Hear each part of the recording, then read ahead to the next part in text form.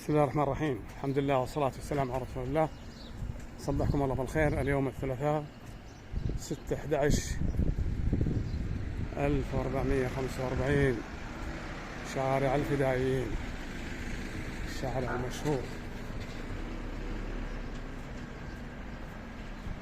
على برج الجوال. هذا بيت العم محمد سرور، الله يرحمه ويصلح. محمد سرور. هذا بيت العم حمزة الذوقي، الله يرحمه يسكن الجنة. وهذا العمارة حقت عبد الله سعد كيدي وسليمان سعد نجد. وجنبهم هذا البيت بابه القديم تراثي المؤنث العم إبراهيم سالم النجدي، الله يرحمه يسكن الجنة. وبعدين تروح هناك للبوشي وتنازل على أدوم والبريته نفس الساعة. الشارع بعد محمد سرور عمر عتيق، الله يرحمه يسكن الجنة. هنا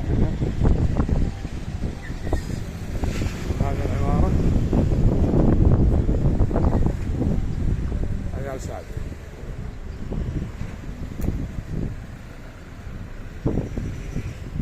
هنا هذا الجانب جنب عمر محمد سرور، الله يرحمه، محمد البوشي، الله يرحمه ويسلمه. هذا بيت عمر علي عتيق، كان هنا في هذا المكان على الرصيف. هذا بيت العم أحمد سليمان عتيق، يقولوا رميح.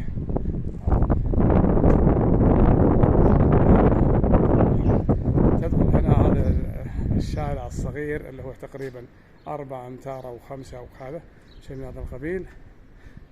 هذا بيت عمر علي طبعا مجدد مرمم. ويجي بعده بيت عمنا علي حسين بدير، الله يرحمه ويسكنه فسيح جناته. شبابيكه ديكوراته، هذا الشبابيك شوف كيف الله يا زمن. شوف البيت من جوا طبعا فن العمار، شلون السقف، شلون ديكور السقف. طبعا سموه زي السطرنج يقولوا له، أعمدة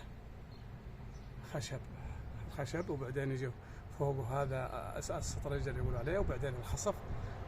وبعدين نشوف هناك طبعا وصلوا الشيء الحديث اللي هو شوف البوية هناك باللونين وردي، هذا والعنبان. هذه البوابة حقته الباب، ومن هنا ممكن تدخل انت عاد وتاخذ لك جولة. هذا السطرنج اللي نقول لكم عليه، شفتوا فن الديكور.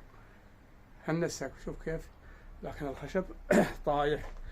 فنتمنى انه يعني يعاد ترميمه من جديد. شوفوا طبعا هذا مثل ما تقولون تقسيماته. وهذا برضه نفس الطريقة السقف. وهذا زي الباب بينهما. وهنا هذا السقف العادي اللي ما له ديكور. وهنا تقدر تقول اللي هو أكرمك الله حمام أو محل الترويش. وهذا الغرف مثل ما أنتم شايفين. شفت الخصف هذا اللي يكون منهري ولا يحطوه فوق السقف. هذا سقف عادي. وشوف اللي هو قضبان السكة الحديد نقول عليه دامر. وهذا الكهرباء طبعا بعد فترة صارت فيها الكهرباء. شوف دوامر سكة الحديد، شفت الشغل كيف. الله يرحمك يا عم علي حسين ويرحم أخوه محمد حسين، ويطول الله بأعمار أبنائهم الباقين. هنا هذا بيت العم إبراهيم أحمد بن سالم أبو سالم، الباب حقه.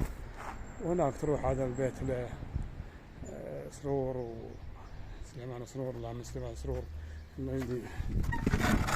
هذا بيت عمنا ابراهيم بن سالم.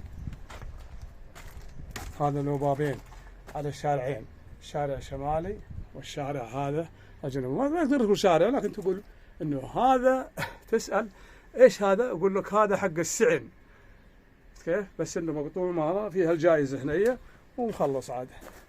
ومن هنا هذا بيت عمنا ابراهيم بن سالم يحدنا من شرق. طبعا هذا يعني بدايه ترميم او حاجه زي كذا، شيء من هذا القبيل. هذا متهدم طبعا. هذه الكهرباء ممكن هو اللي سلكها او اشتغلها، ما هو كهربائي كما تعرفون، هو احد الابناء، يمكن انه سالم ولده هو اللي سواها، لانه كان يشتغل في الكهرباء ما شاء الله عليه تبارك الرحمن، هو وجيله كلهم كانوا يشتغلوا كهرباء وسباكه. وهذا طبعا البلوك القديم شويه وحديث بعدين. وهذا طبعا تقدر تقول عليه المقلط او ديوان او جلسه او الصاله، زي الصاله يعني. ليش بوابته على الشمال وهاته يكون فيها التهويه. وهذا يعني بس لقطات نعيدكم للماضي، اللي ما يعرف الجديدة حي الجديدة.